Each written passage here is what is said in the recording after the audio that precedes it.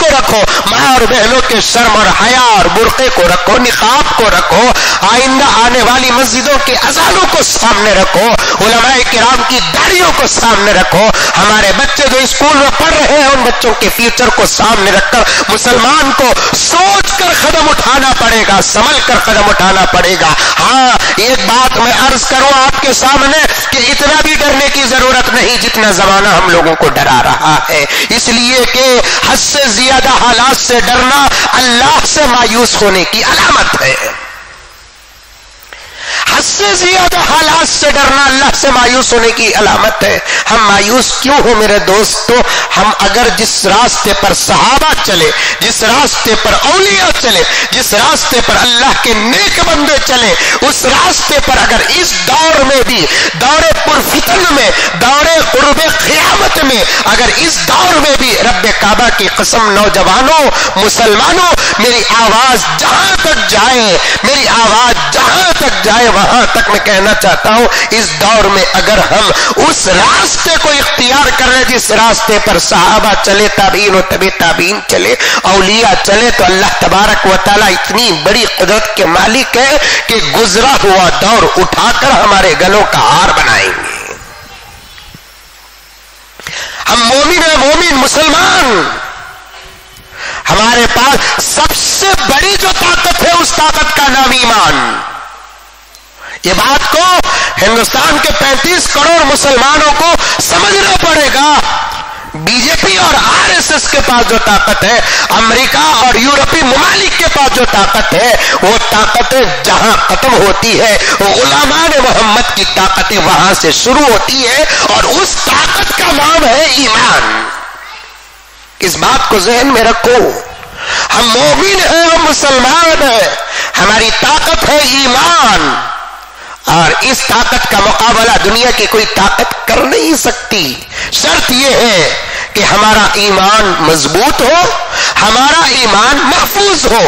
ये दो लफ्ज याद रखो नौजवानों, हमारा ईमान मजबूत हो, हमारा ईमान महफूज हो। सहाबा कामयाब हुए, यही दो चीजें उनके पास थी। औलिया अल्लाह कामयाब हुए, यही दो चीजें उनके पास का थी। और अल्लाह के नेक बंदे कामयाब हुए, मुजाहिदीन और शुहदा कामयाब हुए, तो यही दो चीजें उनके पास थी कि उनका ईमान क्या था? मजबूत था, और उनका ईमान महफूज था। दुनिया की कोई ताकत, दुनिया की कोई ताकत, चाहे वो माल की शक्ल में हो, चाहे वो सियासत की शक्ल में हो, चाहे वो कुर्सी की शक्ल में हो, चाहे वो हुस्न जमाल की शक्ल में हो, मोमिन के ईमान को खरीदने की ताकत दुनिया के किसी के पास नहीं थी।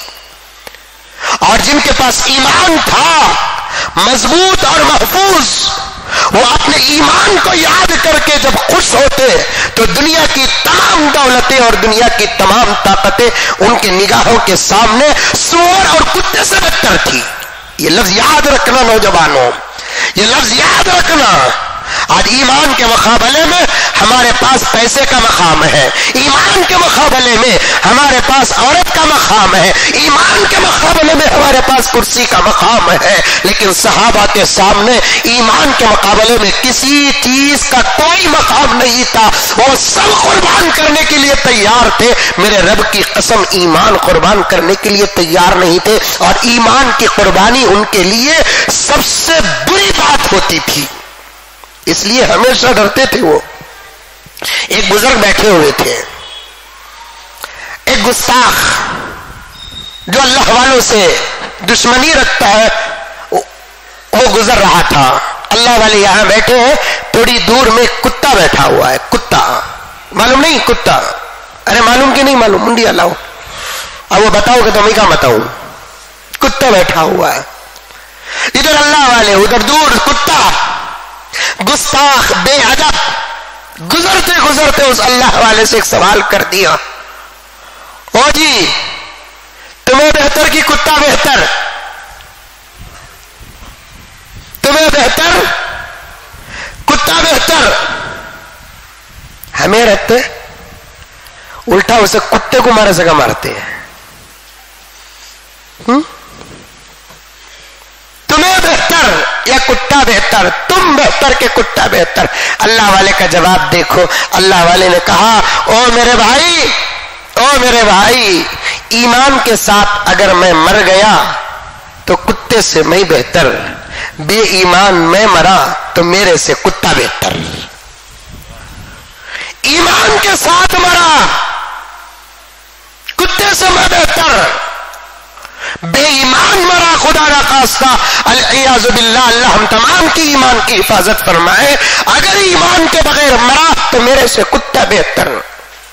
یہ ہے ہمارے بڑوں کی شان. ان کے پاس ایمان کو یاد کر کے جب وہ خوش ہوتے، میرے رب کی قسم دنیا کی تمام چیزیں ان کے نزدیک ہیچ ہوتی.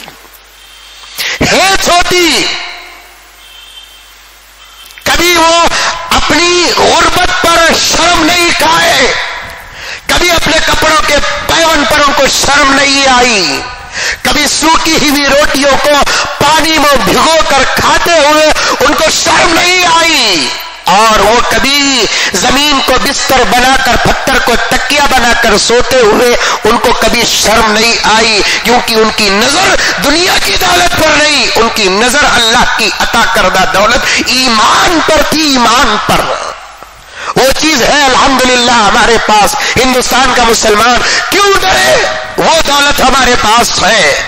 اپنے ایمان کو جو پہلا درجہ دیتا ہے، اپنے ایمان کو جو بڑا درجہ دیتا ہے، اور اپنے ایمان کو اللہ تبارک و تعالیٰ کی طرف سے بہترین عطا سمجھتا ہے، میرے رب کی قسم دنیا کی کوئی چیز اس کے سامنے بڑی نہیں.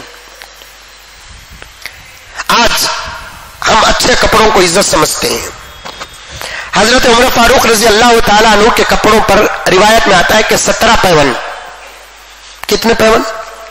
17 پیون. پیون کہتے سمجھتے جو تمہارے جنس پیانٹا میں ہے، پیاچا.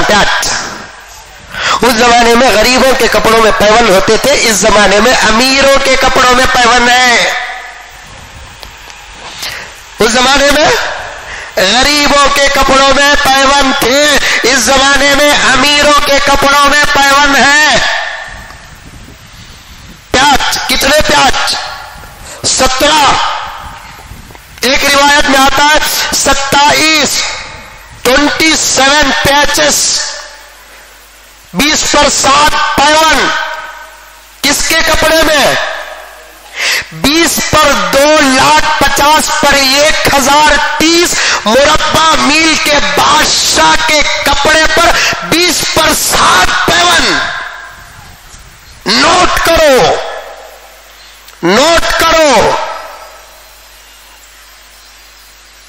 20 پر 2,50,000 پر 1,030 مربع میل کا بادشاہ کون؟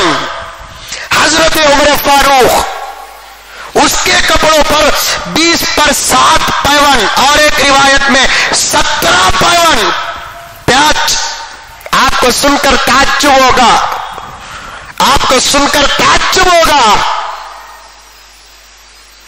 کہ کپڑے پر کپڑے کا پیون اچھا لگتا ہے، کپڑے پر چمڑے کا پیون تو اور بھی برا لگتا ہے.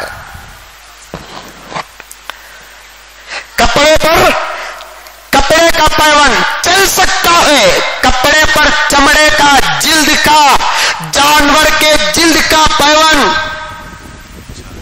اچھا لگتا ہے.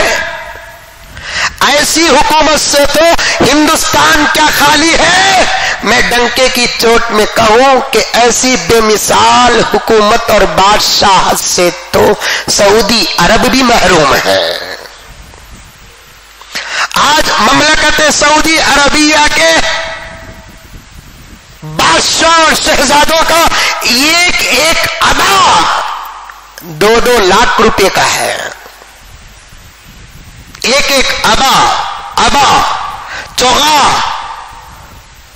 2-2 لاکھ روپے کا.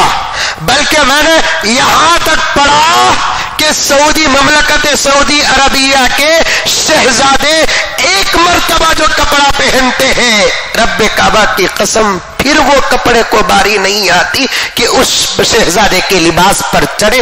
ایک مرتبہ پہن کر اتار دیے تو پھر کبھی نہیں پہنتے.